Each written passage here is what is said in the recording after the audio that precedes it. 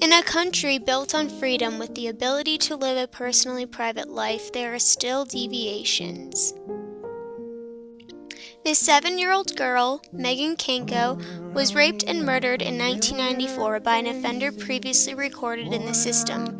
Her tragedy encouraged President Bill Clinton to sign Megan's Law into action on May 17, 1996. Now requires released offenders of child sex crimes to register with the state and furthermore enables public access of the offender's personal and private information.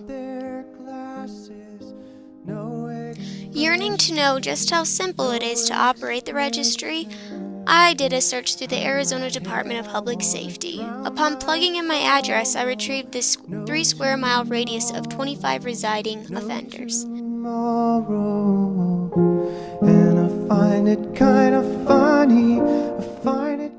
Clicking on one of the markers brought Peter Branconi to my fingertips. He literally lives just a street west of me, and his picture brings humanity to the system that words cannot. Amazing to acknowledge there are about 14,499 exposed citizens like Peter in Arizona. And in the U.S., notice the amount of lives impacted by the current post-sexual offense registration policies. 219 out of every 100,000 Arizonans are living today with the label sex offender. What good has it done? What public good does it continue to do? After all, it was implemented to promote public safety by increasing communities' awareness of the whereabouts of past or presently released sexual offenders. Are our children safer? Has it diverted sexual predators' deviant behavior as hoped when instated? The numbers of sexual crimes against children are decreasing. This decline emerged long before Megan's Law was implemented in 1996. The Department of Corrections and Rutgers University federally funded study highlighted just how effective this community-supported law is. Out of the 550 sex offenders included in the study, 10% of the subgroup arrested prior to the law reoffended, and 7.6% post-law registered offenders showed recidivistic behavior. You decide if the law has made the significant difference. Knowing where a neighborhood sexual predator lives has little to do with how a child responds when being preyed upon. Stranger danger can be a child practice self-defense method taught by teachers and parents. I recall a classmate in grade school who was grabbed by a campus trespasser. He bit the man and ran away. It was a brave model for all of us students to follow.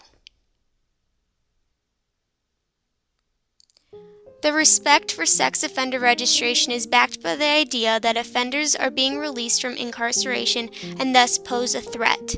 However, from the same study, 16% of offenders did not have a relationship established with their victims prior to the crime.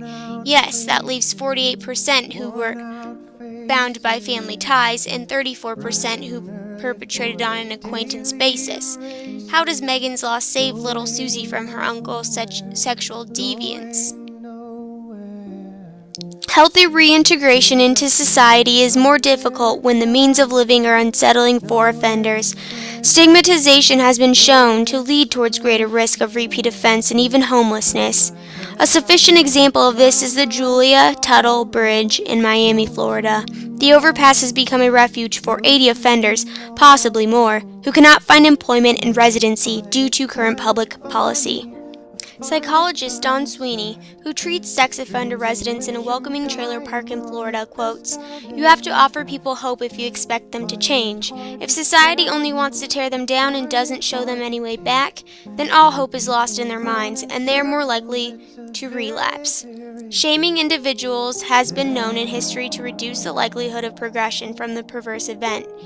Is the registration process the most holistic approach to securing child safety?" In 2007, it costed almost $4 million to operate the law. If it does more harm to offender rehabilitation and is least effective in achieving the goal to create a safer world for children, the opportunity of reevaluation is within reach. Our children deserve to be protected without freedom of fear. Human rights encompass this whole controversy. The numbers negatively impacted by sexual offender registration will surely grow with current attitudes. Is there a better one out there we could use to obtain maximal youth safety?